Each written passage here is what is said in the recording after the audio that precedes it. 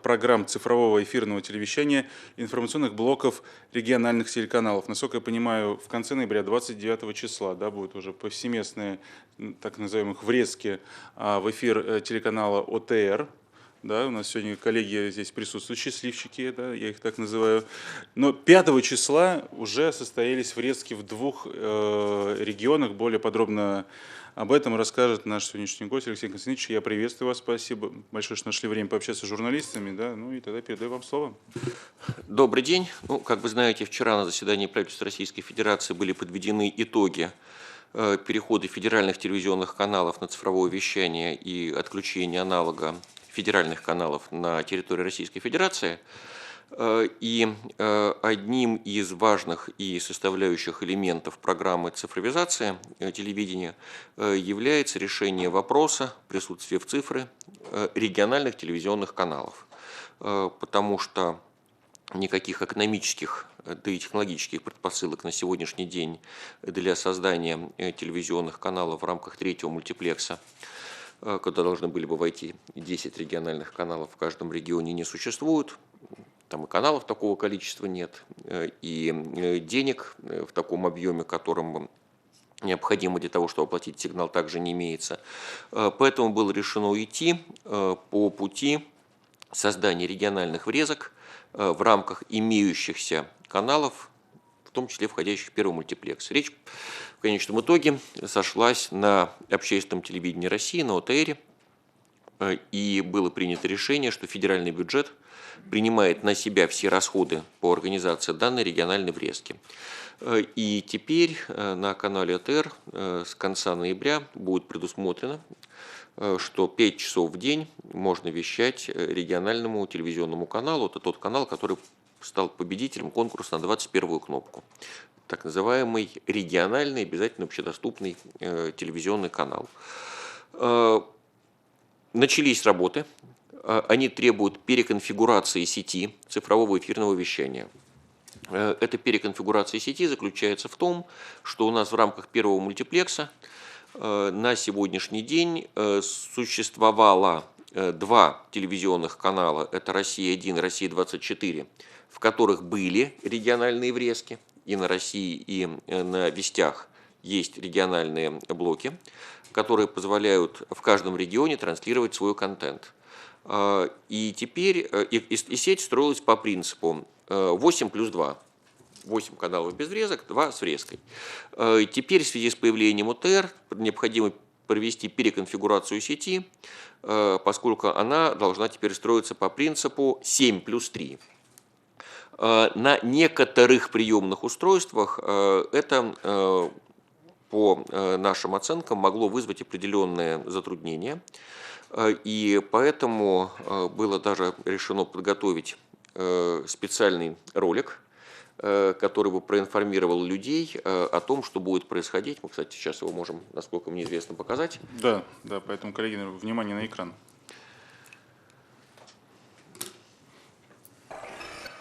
Здравствуйте! В эфире телепрогноз на осень. На территории страны установился уверенный прием цифрового телевидения, а уже в конце ноября в цифровом эфире появятся и программы региональных телеканалов. Они станут доступны утром и вечером на канале ОТР.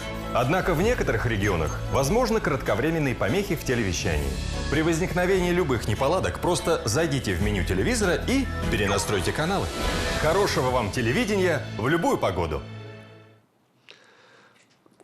Значит, в связи с тем, что эти так называемые помехи могли бы быть вызваны как раз переконфигурацией сети, мы решили переход на изменение сети делать так же поэтапно, как и делали отключение аналогового вещания. То есть вначале отключить в небольшом количестве регионов, посмотреть, какие будут ошибки, какие будут проблемы, решить их и затем, чтобы более плавно и более спокойно переходить дальше.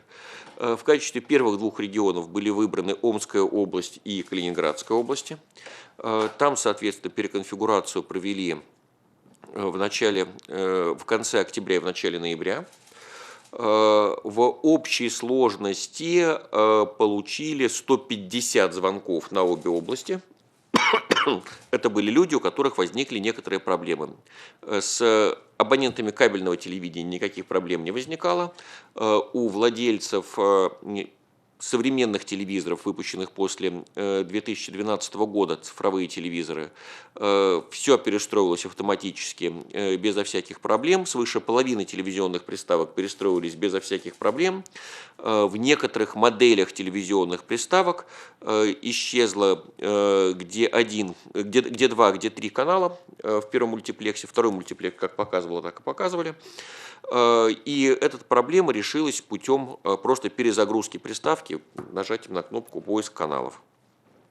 Была выявлена одна приставка в Омской области, которая не смогла перегрузиться. Эту приставку увезли срочно в Москву, в лабораторию РТРС. Изолировали от людей. Нам надо было понять, не изолировать, а понять, что у нее внутри. Нашли, какой в ней стоит чип. Выяснили, что с этим чипом выпускалось еще энное количество приставок. В течение 2 суток от работы с этим чипом выяснили, каким образом на него влиять. И если мы говорим про цифровое телевизионное вещание, то в спектре, который передает передатчик, там есть основная масса, это то, что передается 10 телевизионных каналов, там 3 радиоканала, и там есть еще место для так называемой служебной информации, которая тоже передает в эфир. Вот в эту служебную информацию программисты РТРС внесли такие изменения, на которые теперь этот злосчастный единственный чип стал реагировать, и эти приставки теперь тоже перестраиваются. В результате в ночь со вчера на сегодня мы, люди не суеверные, мы не побоялись вечером 7 ноября практически что вторую годовщину с момента залпа «Авроры», причем даже по времени это совпало, потому что, соответственно, у нас, значит, «Аврора», она выстрелила в 21:40 7 ноября по московскому времени. Вот примерно в это же самое время в 10 регионах России на востоке, это у нас Еврейская автономная область, Иркутская, Камчатка, Магадан, Приморье, Бурятия, часть Якутии, Сахалин, Хабаровский край и на Чукотке произвели также переконфигурацию сети. Теперь уже с учетом разницы во времени практически прошел первый рабочий день. По 10 регионам 110 звонков в общей сложности. Я хочу напомнить, что когда у нас происходило отключение аналогового вещания, то в первый день отключения на каждый субъект приходилось где-то там от 600 до 1000 звонков на каждый. А здесь, значит, на 10 регионов 110 звонков. Будем идти дальше, поскольку следующее переключение у нас будет с 11 на 12 ноября. Я сразу же могу даже сказать, в каких это будет регионах. Это будет Алтайский край, Астраханская область, Волгоградская область, Кемеровская область, Красноярский край, Новосибирская область, Республика Алтай, Тува, Хакасия, Самарская область, Саратовская область, Томская область, Удмуртия, Ульяновская область. Это вот следующие у нас регионы. Потом будет отключение с 14 на 15, и так мы, соответственно, до 20-х чисел переключим сеть по всей стране. 29-го начнется вещание. Что еще могу сказать по поводу подготовки? Общественное телевидение России сейчас находится в контакте с теми телекомпаниями, которые должны войти с цифровой врезкой. У нас есть, правда, несколько субъектов, где будет идти федеральная версия.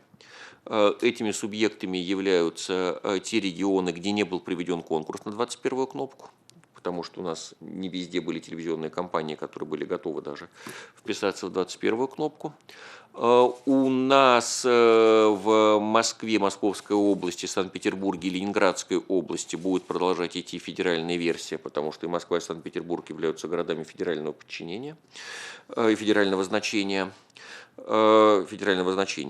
подчинения субъектам. Значит, кроме этого, Наблюдательный совет общественного российского телевидения оставляет за собой право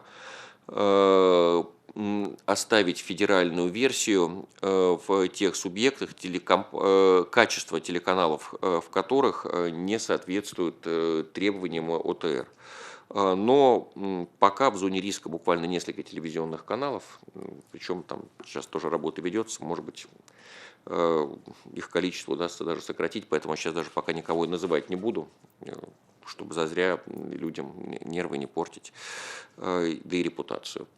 Вот, что еще важно? Важно отметить следующую вещь. У нас телевизионным каналам в рамках цифровой врезки дается возможность вещания 5 часов в день. Возможность 5-часового вещания для себя смогли выбрать только половина тех телевизионных каналов, которые заявились. У остальных, то есть у второй половины, нет собственного контента на 5 часов в день, при том, что мы понимаем, что утро и вечер предусматривают возможность повторов. Есть телевизионные каналы, которые не больше часу готовы дать, есть телевизионные каналы, которые дают 2-3 часа, есть целый ряд телевизионных каналов, которые сказали, что у них нет контента, который они могли бы показывать по субботам и по воскресеньям в рамках этой врезки. И при том, что мы-то как раз считали, что суббота и воскресенье – это идеальное время для того, чтобы сделать итоговые недельные передачи, которые бы рассказывали о тех событиях, которые происходят в регионе. Это в очередной раз, собственно говоря, подтверждает тезис о том, что к третьему мультиплексу мы точно не готовы, потому что мы и 5 часов в день заполнить не можем на одном канале, а заполнить 10 каналами 24/7. Собственно говоря, такие возможности у нас на сегодняшний день, по нашим оценкам, есть там максимум в 7-8 регионах Российской Федерации. Все остальные к этому точно не готовы. Еще, наверное, одна вещь достаточно интересная, которую можно сказать. Значит, мы сейчас увидели, что представители некоторых телевизионных каналов заинтересовались идеей вообще врезок и изучают возможность, можно ли сделать подобного рода врезки и на других федеральных телевизионных каналах.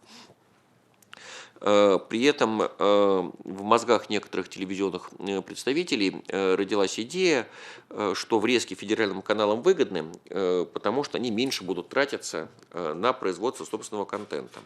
Ну, здесь сразу же нужно сказать, что это не так, потому что, опять-таки, опыт того же самого общественного российского телевидения нам показал, что собственного контента производства меньше не стало, потому что все равно остаются дырки, в которых каналы региональные не зайдут. Поэтому федеральный канал сколько производил, столько и будет происходить. А вот затраты увеличиваются, потому что необходимо делать спутниковый приподъем. Это серьезно удорожает стоимость распространения сигнала. И просто если там наши коллеги и товарищи из региональных телекомпаний там собираются вести подобного рода переговоры с другими телевизионными каналами федеральными, сразу же надо понимать, что для федерального канала это примерно дополнительных расходов где-то на 1,5 миллиарда рублей в год, что достаточно такие вполне себе серьезные, солидные деньги. Ну, я думаю, что для затравки достаточно. Теперь готов ответить на вопросы в случае, если Коллеги, они прежде есть. чем предоставить вам слово, хотел бы тоже свои 5 копеек от РИА Новостей вставить, потому что ролик подготовлен, замечательно, но также и РИА Новостями подготовлена инфографика, поэтому заходим на наш сайт, региональные программы в цифре, здесь все стильно, модно, расписано все, как нужно перенастроиться, в том числе, когда будут технические работы в каждом регионе, о чем говорил Алексей Константинович, там можно выбрать свой регион и вам выдаст дату. Коллеги, да, первый вопрос, второй ряд, пожалуйста. Алексей Ильич, добрый день, Максим Волков, Общественное телевидение России. Извините, не мог первым не задать этот вопрос. Скажите, пожалуйста, у вас право первой ночи. Да, спасибо. Известен ли контент, который будет во врезках? И вот вы говорили, не все регионы могут обеспечить полную заполняемость этих врезок. Что будет, если какой-то регион, например, только 1 или 2 часа может своего контента предоставить? Спасибо. радостно, что представители общественного телевидения России не в курсе тех договоренностей, которые общественное телевидение России достигло с региональными каналами. Но я вам расскажу. У нас от сотрудников общественного телевидения России тайн нет. Значит, смотрите, договоренность была следующая. Договоренность такая, что шаг – это 1 час. Так как мы уже говорили, что у общественного телевидения все равно нету дырки этой 5-часовой, и эти 5 часов все равно закрываются, как для Москвы, Питера, так и для тех регионов, где не было вообще никакой собственной 21-й кнопки.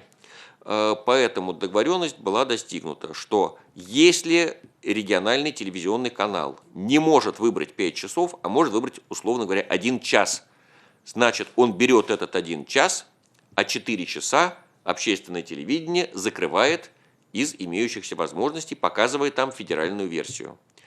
Не может выбрать, соответственно, точнее, может выбрать 2 часа, 3 часа закрывают, ну и так далее. Что касается того, какой контент. Так как вещание производится в рамках лицензии общественного телевидения России, то общественное телевидение России вступает в отношения с региональными телевизионными каналами. Она формально у этих региональных телевизионных каналов данный контент приобретает. Платит целых 1000 рублей за то, что они ему дают. Ну, потому что в противном случае нет правовой базы. Вы не можете просто так взять и показать, потому что там придет налоговая или кто-то еще. Ну, благо у нас в стране количество проверяющих больше, чем количество работающих, и поэтому к чему-нибудь допридерутся.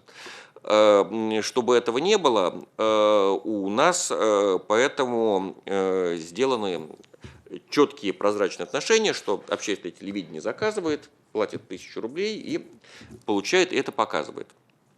Поэтому показ происходит в рамках лицензии общественного телевидения. Это, конечно, прежде всего новостные программы, общественно-политические, аналитические, документальные фильмы. Все то, что прописано лицензией общественного российского телевидения. Мы специально с каждым регионом собирались и с представителями общественного телевидения и смотрели, насколько в лицензию вписываются те вещи, которые они там планируют показывать. По всем было достигнуто понимание, что везде есть полное соответствие лицензионным требованиям ОТР. Спасибо большое. Я правильно понимаю, что время врезок определено это с 6 утра до 9 утра? С 6 до 9 и с 17 до 19 с учетом времени поясного вещания. У нас есть 5 телевизионных дублей, которые идут на страну. Поэтому в каждом из этих телевизионных дублей есть несколько временных зон. Но что получается? У нас нигде нет ситуации, за исключением Калининграда, там время отстает от московского, где происходило бы отставание времени от московского. Поэтому те регионы, где, условно говоря, плюс 1 час ко времени поясного вещания, у нас часовых поясов 11, дублей 5. Соответственно, у нас есть несколько регионов, где есть плюс 1 час или плюс 2 часа ко времени поясного вещания. Что это означает? У нас региональные телевизионные каналы, которые попадают в эту сдвижку, они выигрывают. Потому что вместо вещания с 17 до 19, если час сдвижки, они вещают с 18 до 20, то есть уходят с предпрайма и с раннего прайма в самый прайм, а уж если сдвижка 2 часа, они вообще вещают с 19 до 21 в самый шоколадный прайм, вечерний. Утренний прайм у всех регионов 6-9 – это вообще самое лучшее время для местных новостей. Тем более, что мы понимаем, что утреннее смотрение – это максимум полчаса. Люди собираются на работу и смотрят. То есть там, по сути дела, идет очень часто повторяющиеся программы, ну, с небольшими вариациями. Вы сказали 7 плюс 3, то есть врезки в телеканал ГТРК в Россию 1, в Россию 24, также они остаются? Все остается. Все остается? То есть региональных новостей в стране становится больше. Их становится больше на 5 часов. Ну, там, где их в состоянии выбрать 5 часов. Спасибо. Коллеги, да, пожалуйста, первый ряд вопросов. Евстолия-Тарамда, Ямал-регион. Алексей Константинович, вот вы сейчас прям порадовали насчет вот этой сдвижки. То есть Ямал будет вещать не с 5 часов, получается, раз у нас 2 часа вперед, а с 7. Правильно? Это зависит, смотрите, вы должны посмотреть время орбиты. Я сейчас просто не помню по Ямалу. У вас своя орбита или у вас сдвинута? А? Ну тогда смотрите просто. Время орбиты и дальше, насколько местное время отличается от времени вещания по орбите. А еще уточните, пожалуйста, вот технические неполадки, вот у нас, например, с 14 на 15 ноября. А что происходит в это время? Просто темный экран или что-то ребит? Нет. Если какая-то телевизионная, еще раз говорю, на телевизорах вообще не скажется, на кабельных операторах не скажется, на некоторых приставках, у некоторых абонентов, у которых стоит приставка, может случиться ситуация, что он будет видеть он будет точно видеть все 10 каналов второго мультиплекса. На каналах первого мультиплекса у него могут быть не видны «Россия-24», общественное телевидение, и, может быть, у некоторых приставок, это от прошивки зависит, «Россия-1». Тогда просто приставка выключается, перезагружается, поиск каналов, и она начинает все показывать. Я думаю, переживать не стоит, потому что Алексей Константинович держит руку на пульсе. Видите, даже вплоть до одной приставки все на контроле у заместителя министра.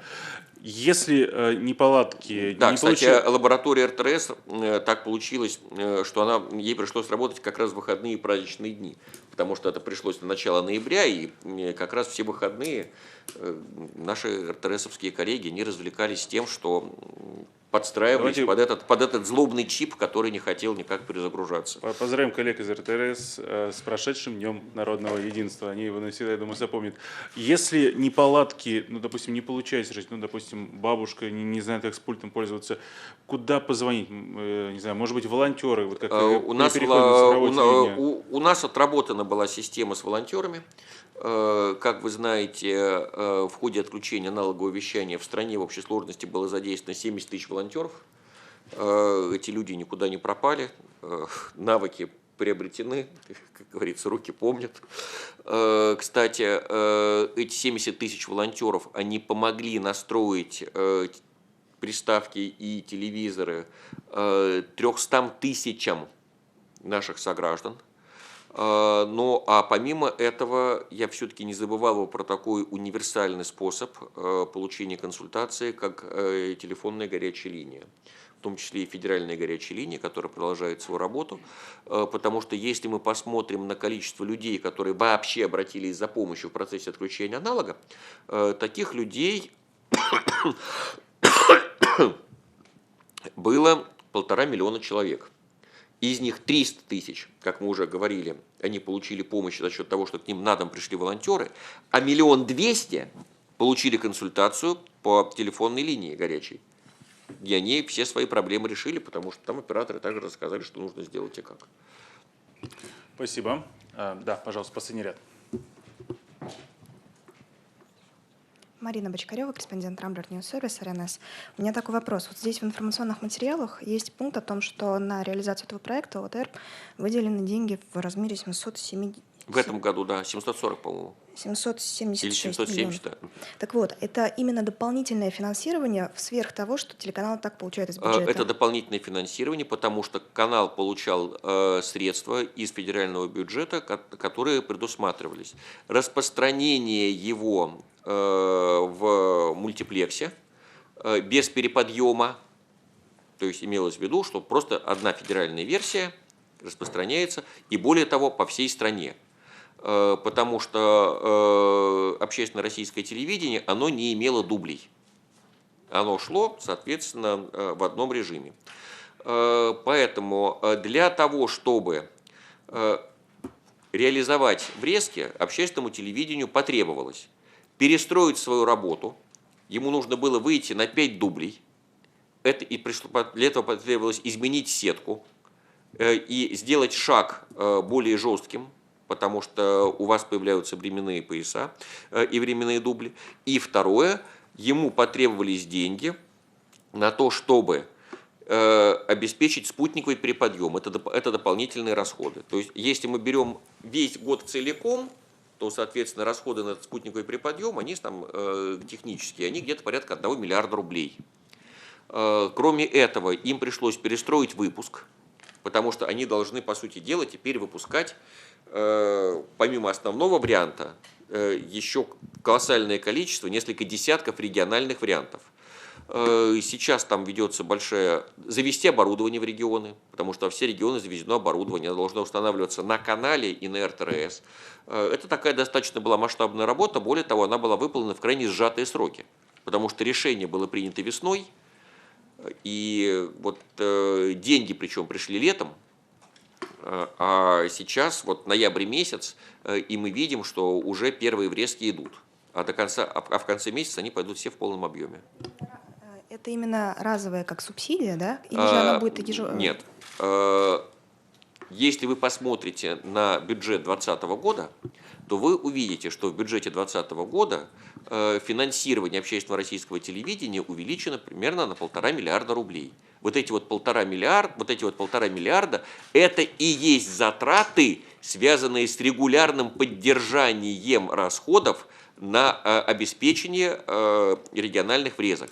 Это те самые деньги, которые не платят региональные телевизионные компании для того, чтобы их контент находился, по сути дела, в федеральном эфире. Потому что изначально, история же давняя, здесь вот есть представители регионов, они помнят, история давняя. Изначально, когда все посчитали, было сказано, что региональная компания, для вас стоимость участия в этой врезке составляет такое-то количество денег. В целом на круг выходило, соответственно, 1,5 миллиарда. Региональные компании сказали, у нас этих 1,5 миллиардов нет. Это опять возвращаемся к третьему мультиплексу, который стоит 12 миллиардов, если этим заниматься. У региональных компаний 1,5 миллиардов не было. Тогда было принято решение председателем правительства, который сказал, окей, если у региональных компаний таких денег нет, федеральный бюджет примет это на себя, мы окажем помощь регионам, чтобы они не остались без цифры и имели возможность вещания в рамках общественного российского телевидения на первом мультиплексе. И, насколько я понимаю... Сейчас у Марины, она дотошная, у нее есть еще вопросы, задавай. Конкретно куда 1,5 миллиарда? Да, пожалуйста. Нет, с бюджетом понятно. Я хотела спросить, вот вы упомянули, что у региональных телеканалов нет контента для того, чтобы... нет контента, не который не у всех региональных каналов. Вы сейчас кого-нибудь обидите, они скажут, у нас есть. Давайте будем точными. Можете уточнить, а как это так? Ну, это же телеканал, это его контент. Как может его не быть? То есть, значит, как он живет, этот телеканал? Очень просто. Сетевое партнерство или библиотеки. Он показывает по 20-му разу сериалы, что-нибудь, развлекательную продукцию, которая лежит или в библиотеках, или по синдикации. Вы знаете, у нас есть 3 крупных синдикации, которые оказывают свои услуги, и немножко делает своих новостей, которые являются его оригинальным контентом. Я с разными телевизионными каналами встречался. У нас был один телевизионный канал, не буду его называть, они исправились, они быстро нарастили собственное производство, но пришли они с фразой «У нас собственного производства 17 минут в день». А у вас шаг час. Что нам делать? В 3-й мультиплекс они собрались. Можно эту ситуацию исправить или ее не надо исправлять? Слушайте, это естественный процесс. Ну, кто на что это в состоянии, тот на то и производит. Я правильно понимаю, вопросов больше нет, да? Я хотел бы продолжить тему, давайте денежную назовем эту тему. Правильно понимаю, что в режиме этих врезок не будет возможности показывать коммерческую рекламу, что это, наверное, для телезрителей дополнительный... Значит, вещание ведется по лицензии общественного российского телевидения, реклама на котором не предусмотрена. Я хочу напомнить, что когда общественное телевидение создавалось, все на тот момент жаловались, что как же так, вот нам нужен канал без засилия рекламы. по просьбам телезрителей был сделан канал без засилия рекламы. Второе. Все расходы на себя принимает федеральный бюджет. Несколько странно брать деньги из федерального бюджета и еще там же размещать немножко свою коммерческую рекламу. Потому что тогда получится, что федеральный бюджет датирует бизнес-деятельность, связанную с привлечением рекламы. Вот. Но это не мешает телевизионным каналам размещать телевизионную рекламу в других средах вещания. В аналоге, если они продолжают вещание в аналоге. Хотя мы знаем, что многие собираются теперь отказаться от аналогового вещания, потому что говорят, нам своих 5 часов выше крыши хватит. В кабеле, опять-таки, мы должны помнить, что где у нас самые вкусные с точки зрения рекламодателя места? Это города 100+. У нас города менее 100 тысяч человек вообще в панель не входят. Они не учитываются рекламодателям, они там не сильно интересны. Поэтому везде, где население свыше 100 тысяч человек, там неплохо развиты кабельные сети. Поэтому с точки зрения бизнеса, в принципе, все бизнес-вопросы, они решены при помощи кабеля в крупных городах. Нам традиционно всегда наши коллеги из регионов говорили, а как же быть, с большими городами понятно, там есть кабель, там хорошее проникновение в кабеле, но есть деревня удаленная, в которой живет гипотетическая бабушка, которая оказывается не в курсе того, чего хорошего сделал наш губернатор. Вот для гипотетической бабушки теперь 5-часовая врезка, чтобы бабушка детально знала все, что происходит в губернии. Что делает 5 часов губернатор? Ну, как раз мы отдельно с коллегами разговаривали на эту тему. У нас была большая просьба не превращать региональное вещание, то есть, что региональные новости должны быть новостями о жизни региона, а не о жизни Замечательных людей. Замечательных людей. Нет, не всякого сомнения, губернаторы делают много чего важного и полезного. Но региональная жизнь, она значительно шире и разнообразней. Поэтому вот это вот как раз было главное требование, чтобы жизнь региона показывалась во всем ее многообразии. И в этом отношении как раз специально и есть фильтр в виде наблюдательного совета общественного российского телевидения, который скажет, что, слушайте, вот если вот совсем вот, ни в какие ворота с точки зрения там, качества журналистики или там сплошная идет апологетика там, 5 часов подряд или, простите, заказуха, чего тоже видим, такая неприкрытая, по глазам бьющая, то точно это в стандарт общественного телевидения России не вписывается. Да, пожалуйста, был вопрос второй ряд. Здравствуйте. Андрей Мелентьев, РИА Новости. Недавно в цифровую повестку неожиданно ворвался Константин Эрнст с громкими заявлениями. И один из тезисов, который он озвучил, что при принятии решения о цифровизации возобладали определенные интересы. Вот хотелось бы получить официальную позицию министерства, все-таки в чьих интересах все это было сделано. Спасибо. Да, при принятии решения о цифровизации возобладали определенные интересы. Не всякого сомнения. За любым решением стоят интересы. Что касается возобладавших интересов, ради кого принималось решение о цифровизации, то это не секрет. У нас до начала цифровизации 38 миллионов граждан Российской Федерации принимали не более 2 телевизионных каналов. Теперь они принимают 20. И, соответственно, они в 10 раз увеличили свое медиапотребление. Еще 22 миллиона человек, граждан Российской Федерации, принимали не более 4 телевизионных каналов. Теперь они принимают 20, и их медиапотребление увеличилось в 5 раз. Вот интересы этих 60 миллионов человек и возобладали. Спасибо большое. Был разговор про кабельное вещание. Не могу не спросить, Алексей Константинович, про 22-ю кнопку. Да? Все-таки когда будет, может быть, уже определены даты конкурса, какие критерии этого конкурса? Критерии, понятно, они прописаны, собственно говоря, и в законе, и в проектах подзаконных актов, которые выложены на регулейшене. Работа над этими подзаконными актами она продолжается, в том числе путем тесного взаимодействия с индустрией. Мы, кстати, очень многие замечания, которые высказывала индустрия, учли. Там одно из главных замечаний заключалось в том, что в первоначальном варианте подзаконного акта было написано, что считать местными новостями.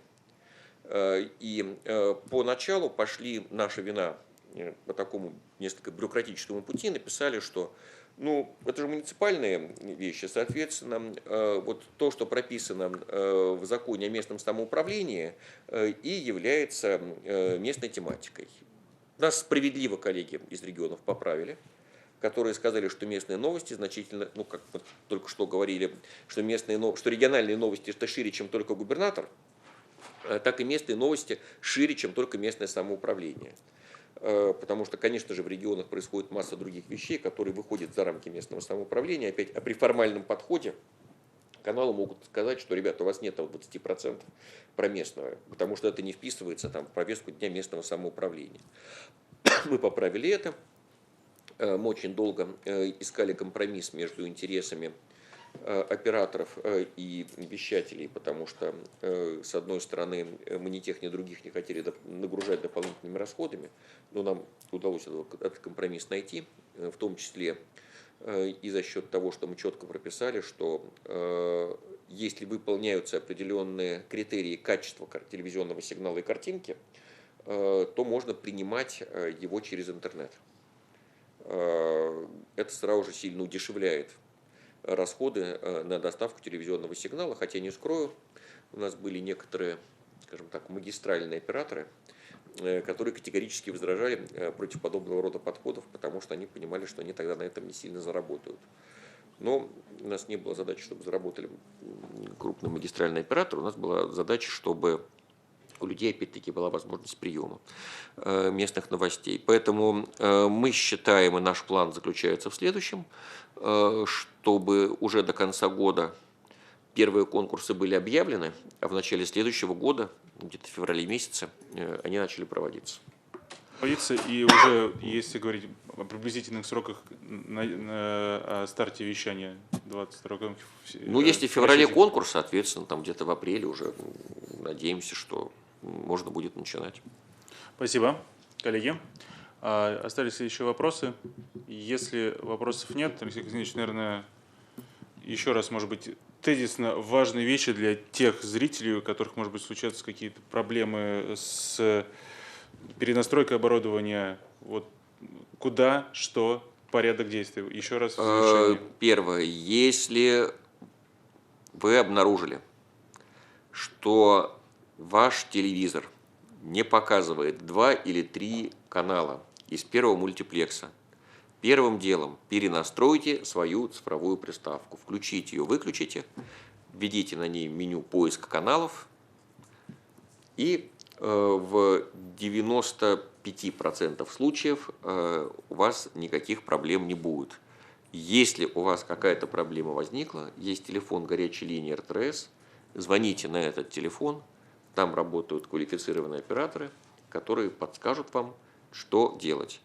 Как вы знаете, уже в случае с совершенно злобной приставкой, если вдруг такая встретится, ее могут даже изъять, взять на изучение, и потом все. Если что, ждите в гости. Алексей Константинович, спасибо вам огромное.